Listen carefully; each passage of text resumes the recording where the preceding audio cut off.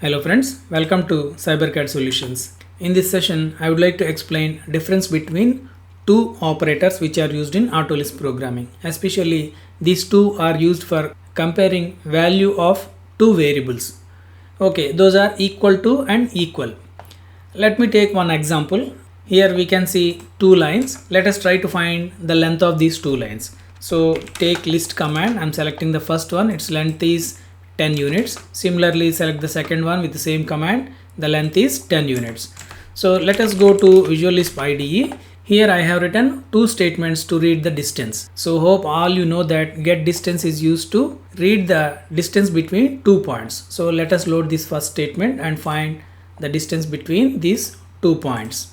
Similarly, I would like to take the distance between 2 points of second line also. So let us load this and pick these 2 points. So we have got 10 and 10.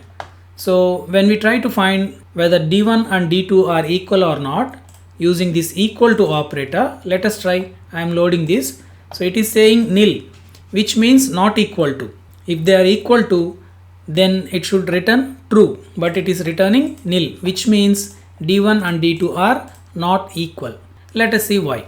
Let us try to increase the precision level of distance 1 and distance 2. I mean like increase the number of decimal places so that if there is any difference between these two values we can identify. So I am going to use a function called real to string to increase the number of decimal places. So I am using D1 with decimal format and I want 8 number of decimals to be displayed. So let us load this statement which will convert this D1 value to string, and in the decimal format it will add 8 decimals. So let us load this one. So when we see here no decimals are being displayed, which means like there is another variable which is controlling to display the number of decimal places, which is called dimsin. So let us set it to 2.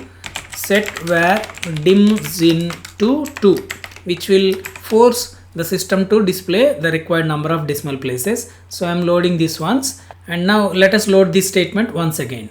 So now if you see 10.000 up to 8 decimals, there are no values in decimal places after the decimal point. Let us load the second value also, D2 with the 8 number of decimal places. So let us load this statement.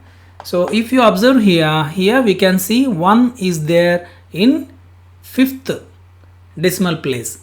So there is a difference. That is why this equal to operator is returning nil, which means they are not equal. So in such cases we have a function called equal which will compare two operators with given tolerance or given first difference, so that if two variables are having the difference within the given first difference, then it will say they are equal. Let us see its syntax.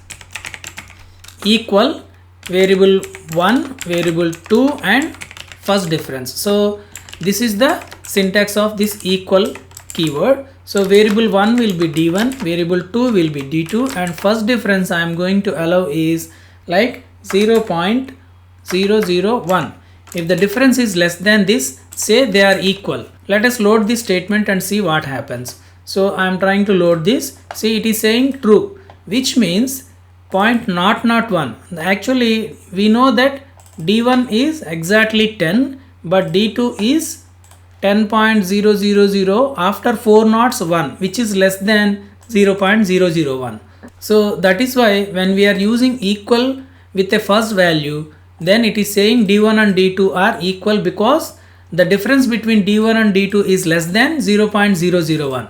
That is why this equal function returns true. So when we are writing our programs, if we get a situation like we need to compare two variables, but we need to compare two variables are equal or not, but there should be a allowed difference, means a difference within the given range. In such cases, this equal function will be very useful. Friends, hope you understood the difference between equal to and equal keywords. Actually, equal to is to compare for the exactly equalness, whereas equal is used to compare two variables are equal with given difference or less than that. So use this equal wisely and make use of it. Friends, I request you kindly to subscribe to my channel and share this video to your friends and colleagues. Thanks for watching and welcome to the next session.